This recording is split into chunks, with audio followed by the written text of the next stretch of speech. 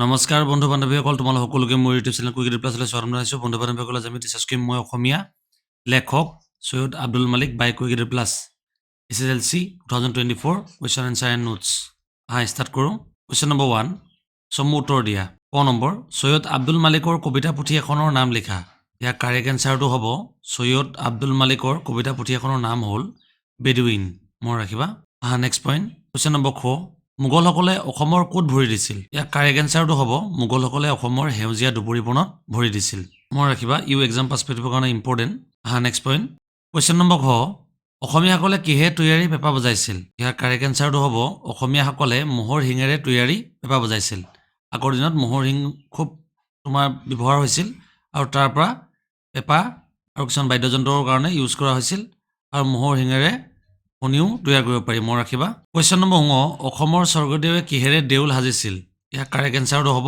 অসমৰ স্বৰ্গদেৱে হাঁহ কণী আৰু চাউলৰ জৰিয়তে দেউল সাজিছিল মনত ৰাখিবা তাৰ কিছুমান আঠাৰ জৰিয়তে কৰি বনাইছিল কুৱেশ্যন নম্বৰ 2 অসমৰ হেংদাং জিলিকিছিল দুপৰ পূৰ্ণ আলোকত কথাখিনিৰ তাৎপৰ্য ব্যাখ্যা কৰা এইবুলি যদি আহে আমি লিখিব লাগিব এনচাৰ হ'ব এনে ধৰণৰ অসমখন জয় কৰিবৰ বাবে এদিন প্ৰবল পৰাক্ৰমী মোগল আহিছিল সেই সময়ত স্বাধীন অসমৰ আহোমে ৰাজত্ব কৰি আছিল আহোমখনক অনায়াসে জয় কৰাৰ সপোন লৈ মোগলসকলে অসমত প্ৰৱেশ কৰিছিল মানে আহিছিল অসমলৈ কাৰণ মোগলসকলে বহু ৰাজ্য জয় কৰিছিল আৰু নিজকে বিশ্ববিজয়ী বুলি ভাবিছিল তেওঁ মানে গোটেই ৱৰ্ল্ডত জিকিম বুলি ভাবিছিল ভাৰতৰ পূৰ্ব দিশত ৰাজ্য অসমখনক শক্তিহীন বুলি তেওঁলোকে ভাবি লৈছিল ভাৰতবৰ্ষৰ পূব দিশত ৰাজ্য অসমখনৰ শক্তিহীন বুলি মোগলসকলে ভাবিছিল মোগলসকলে ৰাজ্য সংস্থাপনৰ লক্ষ্যৰে বীৰ দৰ্পে আহিছিল পিছে মোগলসকলৰ আশাত চেঁচা পানী ঢালিলে অসমৰ বীৰ বীৰাংগনাসকলে অসমৰ মাটিত ভৰি দিয়ে তেওঁলোকে দেখিলে শস্য শ্যামল ভূমি আৰু যুদ্ধ ভূমিত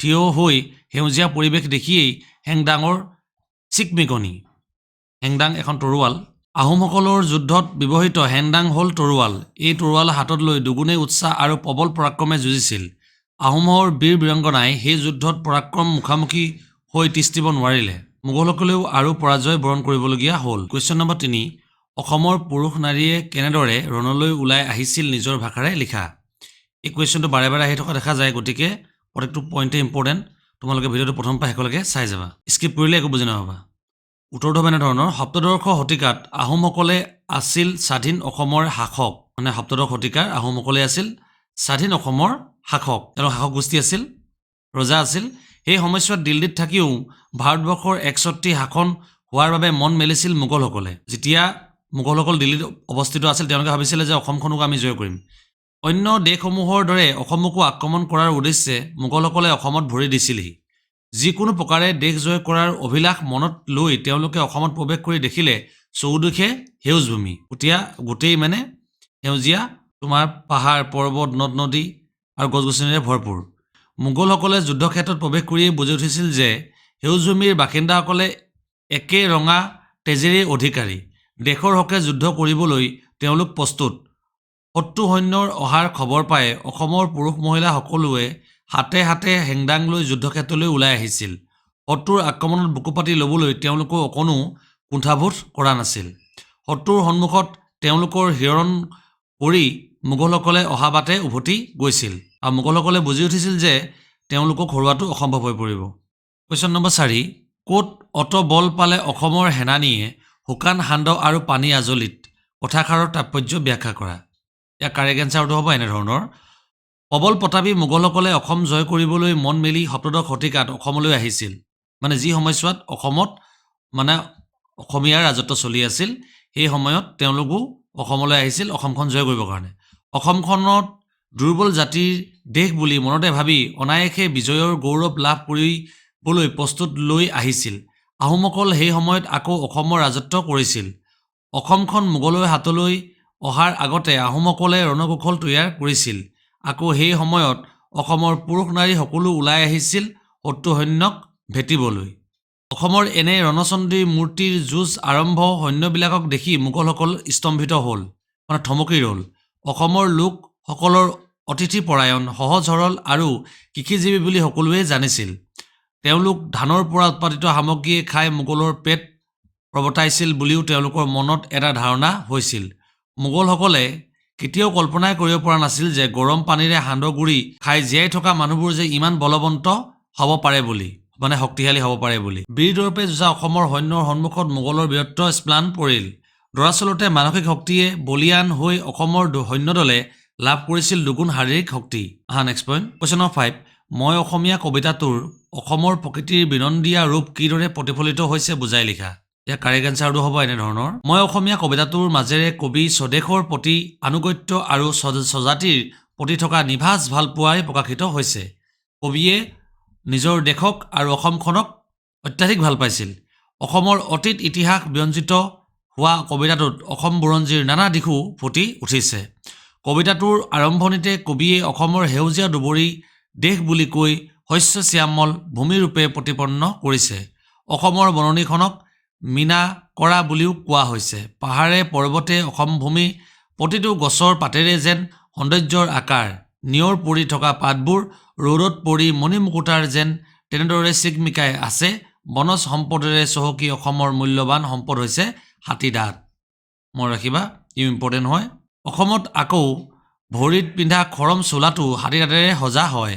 অসমৰ বাট পথ দলং আদি মূল্যৱান মণিৰে সজা হয়। বাঘৰ নখেৰে আঙুঠি খাৰু আদি তৈয়াৰ কৰা হয়। ম'হৰ শিঙেৰে পেঁপা বজোৱা আৰু পেঁপা প্ৰস্তুত কৰা হয়।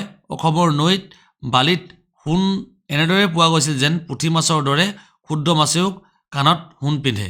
ভেকুলীবোৰেও কপালত যেন ফুট লৈহে সাজি কাচি থাকে। প্ৰকৃতিৰ আচলতে অসমক সকলো সুন্দৰ ৰূপে ধাৰণা কৰিবলৈ দিছে। এইডোখৰত পেকআপ চেঞ্জ কৰি তোমালোকে লিখিব লাগিব, মনত ৰাখিবা। নেক্সট কুৱেশ্যন, কুৱেশ্যন নম্বৰ 6, কবি সৈয়দ আব্দুল মালিকৰ চমু পৰিচয় দিয়া। এনচাৰটো হ'ব এনেধৰণৰ, কবি সৈয়দ আব্দুল মালিক 1919 চনৰ গোলাঘাটৰ জিলাৰ নাহৰণিত জন্ম হয়। তেওঁ অসমীয়া গল্প আৰু উপন্যাস সাহিত্যৰ এক নতুন তৰংগ কঢ়িয়াই আনিছিল। তেওঁক গল্প সম্ৰাট বুলিও কোৱা হয়। তেওঁৰ একমাত্ৰ কবিতা পুথিখনৰ নাম হৈছে বেদুইন। মনত ৰাখিবা। তেওঁ কবিতাৰ শব্দ সুষম আৰু অৰ্থবহ ব্যৱহাৰ দেখা নাযায়। মালিকে ৰচনা কৰা কেইবাখনো উপন্যাস বহু সমাদত। তাৰ ভিতৰত উল্লেখনীয় সুৰুজমুখীয় স্বপ্ন, ৰূপ তীৰ্থ যাত্ৰী, ধন্য নৰ তনু ভাল আদি উল্লেখনীয়। অঘৰী আত্মাৰ কাহিনী নামৰ উপন্যাসখনৰ বাবে তেওঁ সাহিত্য একাডেমী বঁটা লাভ কৰিছিল। তেতিয়াহ'লে আমি ক'ব লাগিব অঘৰী আত্মাৰ কাহিনীৰ নাটকখনৰ কাৰণে তেওঁ সাহিত্য একাডেমীও বঁটা লাভ কৰিছে। মনত ৰাখিবা। তেওঁৰ দ্বাৰা ৰচিত অন্য কেইবাখন গ্ৰন্থ হ'ল পৰশমণি, আধাৰশিলা, মৰহা ফুল, স্বাক্ষৰ, ছবিঘৰ, ৰঙাগৰা, ৰজনীগন্ধা, চকুলোৱা ইত্যাদি। তেওঁৰ গল্প উপন্যাসৰ পৰা জেতুকা পাতৰ দৰে মমতাজ আদি চলচ্চিত্ৰও নিৰ্মাণ হৈছে। মমতাজখন তেওঁ দ্বাৰা আধাৰিত আছিল চলচ্চিত্ৰ।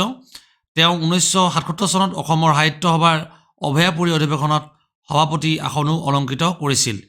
এই জনা বিখ্যাত সাহিত্যিক 2000 চনত তেওঁ মৃত্যুবৰণ কৰে। কুৱেশ্যন নম্বৰ 8, ব্যাখ্যা কৰা।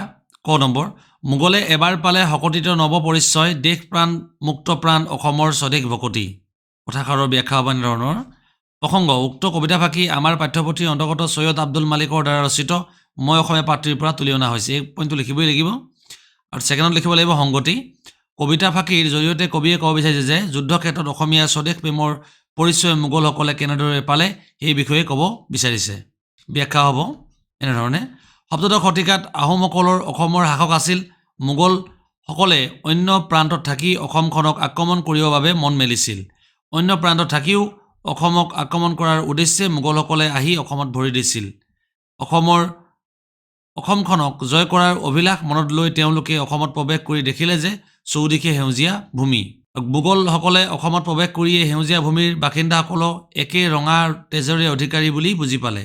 দেশৰ ৰক্ষাৰ হকে যে অসমৰ পুৰুষ মহিলা সকলো যুদ্ধক্ষেত্ৰত ৰঙা ৰাঙলী কৰিবলৈ প্ৰস্তুত, সেই কথা মোগলসকলে অনুমান কৰিব পাৰিলে। অসমৰ পুৰুষ মহিলাসকলে শত্ৰুৰ আক্ৰমণৰ বুকু পাতি ল'বলৈ অকণো কুণ্ঠাবোধ কৰা নাছিল। শত্ৰুৰ সন্মুখত তেওঁলোকে শিৰণৰ কৰি আৰু মোগলসকলৰ অহা বাটে উভতি গৈছিল। মোগলসকলে বুজি উঠিছিল যে অসমৰ মানুহে কোনো কাৰণতে ভয় নকৰে। ঘ নম্বৰ, জীৱনে মৰণে মই চিৰদিন অসমীয়া, অসমীয়াহে দেহ প্ৰাণ মন, জীয়াই থাকোঁতে মই অসমৰে অসমীয়া, মৰিলেও বৰি ল'ম অসমৰ অমীয়া মৰণ।